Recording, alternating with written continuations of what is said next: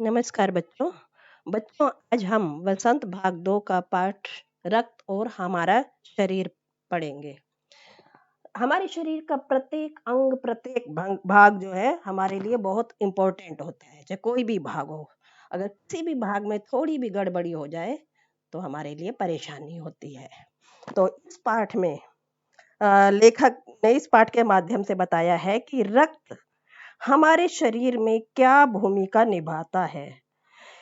उसने रक्त से संबंधित बीमारियों और उनके उपायों का विस्तार से वर्णन किया है और रक्त में पाए जाने वाले तत्वों की जानकारी भी दी है इसमें। और लेखक ने ब्लड बैंक के बारे में जानकारी देते हुए रक्तदान को जीवन दान का नाम दिया है। तो इसके लेखक है यतीश अग्रवाल, रक्त और हमारा शरीर। तो इस पाठ में लेखक ने बताया है कि रक्त का हमारे शरीर में क्या काम है तथा समय समय पर हमें रक्त की जांच करवाते रहना चाहिए। बच्चों, आपको भी अपने रक्त की जांच करवाते रहना चाहिए, ठीक है ना। लेखक ने भी इसी पाठ में यही बताया है। तो इसमें क्या है कि अनिल की बहन दिव्या शुरू से ही कमजोर है, परंतु उसे कुछ दिनों से थकान और भूख न लगने के कारण अस्पताल में डॉक्टर को दिखाने पर पता चला कि उसमें रक्त की कमी हो गई है। रक्त मतलब खून। दिव्या को रक्त की जांच करवाने के लिए उनकी जान पहचान की डॉक्टर दीदी के पास भेज दिया गया। उसे उंगली से रक्त की कुछ बूंदें निकालकर शीशी में डालकर जांच के लिए भेज दी गई और अनिल को अगले दिन रिपोर्ट ले जाने के लिए कहा। या अनिल उसका भाई था जो दिखाने ले गया था उसे कहा कि भाई आप रिपोर्ट कल ले जाना। अगले दिन डॉक्टर दीदी ने सूक्ष्मदर्शी द्वारा रक्त की जांच करते हुए अनिल को बताया कि दिव्या को एनीमिया हो गया है, कुछ दिन में वो ठीक हो जाएगी। तो इसमें देखिए ये क्या है, माइक्रोस्कोप है।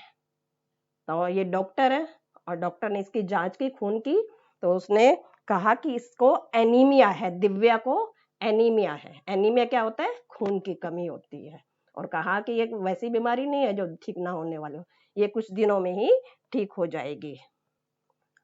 अब ये क्या है, ये क्या है, कांच का बीकर है, स्लाइड है और इसी में ही खून की जांच की जाती है। अब इसके बाद जांच करने के बाद दीदी ने साबुन से हाथ धोए। और आज तो बहुत ही इंपॉर्टेंट है, चाहे आप डॉक्टर हैं चाहे नहीं है, चाहे घर पे रहते हैं, तो दिन में बार बार हाथ धोएं, ठीक है। तो आगे देखिए, अब अनिल को जब उसने बीकर में इसमें स्लाइड में ब्लड चेक किया उसका डॉक्टर ने, तो अनिल को जिज्ञासा हुई। वह बोला, दीदी सवाल पूछूं? तो उसने कहा, डॉक्टर ने कहा कि पूछो। उसने कहा कि एनीमिया से क्या मतलब है। अब देखिए डॉक्टर क्या कहती है कि डॉक्टर दीदी ने कहा कि जानने के लिए तुम्हें रक्त के बारे में जानकारी लेनी होगी। रक्त देखने में लाल द्रव के समान दिखाई देता है, तरल पदार्थ जैसे दिखाई देता है, लाल दिखाई देता है, आपने भी देखा होगा। किंतु अगर सूक्ष्मदर्शी द्वारा देखें तो यह भानुमति के पिटारे से कम नहीं। भानुमति का पिटारा एक लोकोक्ति है, एक कहावत है। इसका मतलब होता है भानुमति का पिटारे में तरह तरह की कई चीजें मिल जाती हैं। ऐसे ही रक्त में भी कई तरह के कण पाए जाते हैं। तो मोटे तौर पर रक्त के दो भाग होते हैं। रक्त के कितने भाग होते हैं? दो। एक भाग तरल होता है यानी द्रव, और जिसे प्लाज्मा कहते हैं। रक्त के तरल भाग को क्या कहते हैं? प्लाज्मा। और जिसमें छोटे बड़े कई कण होते हैं, कुछ लाल, कुछ सफेद और कुछ जिनका कोई रंग नहीं होता, जिसे हम प्लेटलेट्स कहते हैं या बिंबाणु कहते हैं। ये कण प्लाज्मा में तैरते रहते हैं यानी तरल भाग में तैरते रहते हैं। लाल कणों की बनावट गोल और दोनों तरफ से अवतल यानी बीच में से दबे हुए होते हैं। जैसे इस पिक्चर में दिखाया गया है, लाल रंग के हैं, अवतल है और बीच में से दबे हुए हैं। आपने देखी होगी ऐसी कोई मिठाई, देखी ना? कौन सी? बालूशाही। तो ये बालूशाही की तरह दिखाई देते हैं। रक्त की एक बूंद में लाल कणों की संख्या लाखों होती है। यानी देखिए, एक बूंद में लाखों कण होते हैं। रक्त के एक बूंद में 1 मिलीलीटर रक्त में इसकी संख्या 40 से 50 लाख होती है। और इनका काम क्या है? सांस लेने पर हवा में से ऑक्सीजन प्राप्त होती है। सांस लेने में हवा से जो ऑक्सीजन प्राप्त होती है उसे शरीर के विभिन्न हिस्सों में पहुंचाने का काम इन्हीं कणों के द्वारा होता है, जो लाल, सफेद या रंगहीन जो है, तो इनका काम है। इनका जीवन काल लगभग 4 महीने का होता है। ये धीरे धीरे नष्ट होते हैं, लेकिन एक साथ नहीं होते। ये कण जो ये वाले बने हुए हैं, तो एक साथ खत्म नहीं होते, धीरे धीरे खत्म होते रहते हैं। और इनका जीवन काल जो होता है 4 माह का होता है। और ये नहीं है कि फिर इसके बाद ये खत्म ही हो जाते हैं हमारे, धीरे धीरे भाई 4 महीने के बाद सारे ही खत्म हो गए, नहीं, इनकी जगह नए बनते रहते हैं। ठीक है ना, ये एक साथ खत्म नहीं होते, कुछ अब हुए, कुछ दूसरे महीने, कुछ दूसरे दिन, कुछ तीसरे दिन, और उनकी जगह नए बनते रहते हैं और जो नष्ट हुए कणों का स्थान ले लेते हैं। हड्डियों के बीच का भाग एक होता है, उसे कहते हैं मज्जा। यानी मज्जा में रक्त कणों का निर्माण होता रहता है। जैसे कारखाने में होते हैं, तरह तरह की चीजें बनती रहती है, ऐसे ही हमारे शरीर में जो हड्डियां हैं उनके बीच का भाग होता है एक मज्जा। वो कारखाना होता है एक तरह से, और वो रक्त कणों का निर्माण करते रहते हैं। इसके निर्माण के लिए क्या क्या चीज की जरूरत होती है? जैसे कारखानों में कोई भी चीज बनाने के लिए पहले कच्चे माल की जरूरत होती है ना, तो ऐसे ही रक्त में बनाने के लिए किन किन चीजों की जरूरत होती है? प्रोटीन, लौह तत्व और विटामिन, ये 3 चीजें हैं, इनकी जरूरत होती है। और ये कहाँ किस में पाए जाते हैं? हरी सब्जियां, फल, दूध, अंडा, गोश्त में ये तत्व उपयुक्त मात्रा में पाए जाते हैं। इन सब चीजों में देखो, फल है, सब्जियां हैं, गोश्त मतलब मांस, और दूध, इनमें पाए जाते हैं। लाल कणों की कमी होने के कारण ही एनीमिया रोग हो जाता है। तो एनीमिया किससे होता है? लाल कणों की कमी से हो जाता है।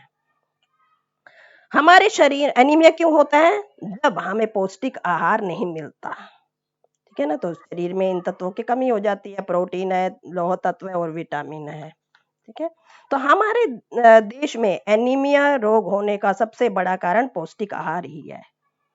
इन लोगों को पौष्टिक आहार नहीं मिलता, इसलिए एनीमिक ज्यादा है हमारे देश में। परंतु इस रोग का दूसरा कारण पेट में कीड़े हो जाना भी हो जाता है। कई लोग खाते खूब है, पौष्टिक आहार भी मिल रहा है, लेकिन उनके पेट में कीड़े होते हैं। और कीड़े कैसे होते हैं? ये कीड़े प्राय दूषित जल और खाद्य पदार्थों द्वारा हमारे शरीर में प्रवेश करते हैं। और इनसे बचने के लिए यह आवश्यक है कि हम पूरी सफाई से बनाए गए खाद्य पदार्थ ही ग्रहण करें। भोजन करने से पूरा अच्छी तरह हाथ धो लें, साफ पानी पिएं, और हाथ तो एक भोजन के से पहले ही नहीं, अब तो हर टाइम हाथ धोने चाहिए। और कितनी देर तक धोने चाहिए? 20 सेकंड्स तक। ठीक है, और रगड़ के धोने चाहिए साबुन या हैंड वॉश से।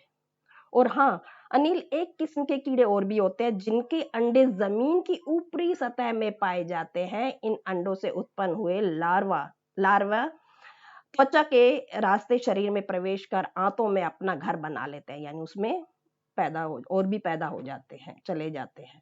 इनसे बचने का सहज उपाय है कि शौच के लिए हमें शौचालय का ही प्रयोग करें। इधर उधर नंगे पैर नहीं घूमना चाहिए, और आजकल तो बिल्कुल भी नहीं घूमना चाहिए नंगे पैर, और घर से बाहर तो कम से कम जाना चाहिए। अब आगे देखिए। और दूसरा कि दूषित भोजन क्या होता है? कई बार हम बाहर की चीजें खाते हैं, खुले में पड़ी रहती है, जो बेचने वाले होते हैं तो उनके पास, फेरी वाले जो होते हैं उनके पास खुले होते हैं, और मक्खियां भिन भिन आती रहती हैं। तो कैसा कैसा भोजन होगा? दूषित भोजन होगा। तो अब आगे देखिए। अनिल थोड़ी देर चुप रहता है और फिर वो पूछता है कि आपने भाई लाल कणों के बारे में तो बता दिया, अब आगे वो कहते हैं कि सफेद कण और बिंबाणु प्लेटलेट्स भी होते हैं शरीर में, इनका क्या काम है? दीदी बोलती है सफेद कण वास्तव में हमारे शरीर के वीर सिपाही होते हैं। जैसे वीर सिपाही जो होता है ना, सेना का डट करके सामना करता है, ऐसे ही सफेद कण भी हमारे शरीर के लिए वीर सिपाही हैं। जब रोगाणु शरीर पर धावा बोलने की कोशिश करते हैं तो सफेद कण उनसे डटकर मुकाबला करते हैं, और जहां तक संभव होता है रोगाणुओं को भीतर घर नहीं करने देते। बस संक्षेप में तो यूं ही मानो कि ये बहुत से रोगों से हमारी रक्षा करते हैं। तो कौन से कण हमारे शरीर में बीमारियों से या रोगाणुओं से रक्षा करते हैं? सफेद कण। ठीक है, अब आगे देखिए। और बिंबाणुओं का काम है चोट लगने पर रक्त जमाव क्रिया में मदद करना। रक्त के तरल भाग प्लाज्मा में एक विशेष किस्म की प्रोटीन होती है जो रक्तवाहिका मतलब नसें जो होती हैं कि कटी फटी दीवारों में मकड़ी के जाले के समान एक जाला बुन देती हैं। बिंबाणु इस जाले से चिपक जाते हैं और इस तरह दीवार में आई दरार भर जाती है। यहाँ दीवार क्या है? हमारे शरीर में कहीं भी चोट लगती है तो वो एक तरह से दीवार ही हुई, तो वो उससे बिंबाणु जो होते हैं उस पर चिपक जाते हैं और वो दीवार भर जाती है, टूटी फूटी जो होती है, कटी हुई होती है हमारी शरीर के कोई भी अंग में चोट लगती है तो इससे रक्त बाहर निकलना बंद हो जाता है। शुरू शुरू में हम देखते हैं खूब रक्त बहता है और फिर हम उसको थोड़ा दबाते हैं तो उसके ऊपर क्या होता है? बिंबाणु जो होते हैं वो चिपक जाते हैं और उसके बाद धीरे धीरे वो रक्त बहना बंद हो जाता है। तो अब आगे देखिए। अब अनिल तो और भी जानने के लिए उत्सुक हुआ, जिज्ञासु हुआ कि अब आगे और भी क्वेश्चन पूछता है कि घाव गहरा हो तो खून तो बहता ही चला जाता है। डॉक्टर से पूछते हैं तो ऐसे समय में तब डॉक्टर क्या कहते हैं कि ऐसे समय में व्यक्ति को जल्दी से डॉक्टर के पास ले जाना चाहिए। जरूरत पड़ने पर ऐसी स्थिति में निपटने के लिए कुछ टाँके भी लगाने पड़ सकते हैं। आपने भी देखा होगा किसी बच्चे को स्कूल में भी कई बार चोट लग जाती है और उसको तुरंत क्या कहते हैं, ज्यादा डीप होता है घाव तो उसको क्या लगाते हैं? टाँके। तो आगे देखिए। किंतु डॉक्टर के पास पहुंचने तक के समय में चोट के स्थान पर कसकर एक साफ कपड़ा बांध देना चाहिए। जरूरी नहीं है कि डॉक्टर आपके पास ही हो, थोड़ी दूर भी हो सकता है। तो इससे पहले रक्त ना बहे तो इसके लिए क्या करते हैं? चोट वाले स्थान पर कसकर साफ कपड़ा बांध देते हैं। तो इससे बांधने से क्या होता है? दबाव पड़ने से रक्त बहना कम हो जाता है, तो उस व्यक्ति के लिए काफी लाभप्रद सिद्ध होता है कि उसका रक्त नहीं बहता, कम बहता है।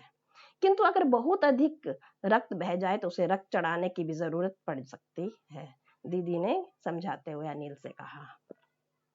अब जैसे ही डॉक्टर ने बताया ना कि उसे रक्त चढ़ाने की भी जरूरत पड़ सकती है, अब अनिल फिर प्रश्न पूछते हैं, उसके ऊपर प्रश्न के ऊपर प्रश्न पूछ रहे हैं। देखिए, क्या ऐसे समय में किसी भी व्यक्ति का खून काम आ सकता है? तब डॉक्टर क्या कहती है? हर किसी का रक्त एक जैसा नहीं होता। कुछ विशेष गुणों के आधार पर रक्त को 4 मुख्य भागों में बांटा गया है। रक्त को कितने भागों में बांटा गया है? 4। जरूरतमंद व्यक्ति के रक्त समूह की जांच करने के बाद उसे उसी रक्त समूह का रक्त चढ़ाया जा सकता है। हर किसी का रक्त हर किसी को नहीं चढ़ाया जा सकता। तो हमारे रक्त समूह है A B, A plus, B plus, A negative, B negative, A B, O, है ना? तो ये जो है जिसका जो भी ब्लड ग्रुप होता है उसे वही ब्लड ग्रुप चढ़ाया जा सकता है जरूरतमंद पड़ने पर।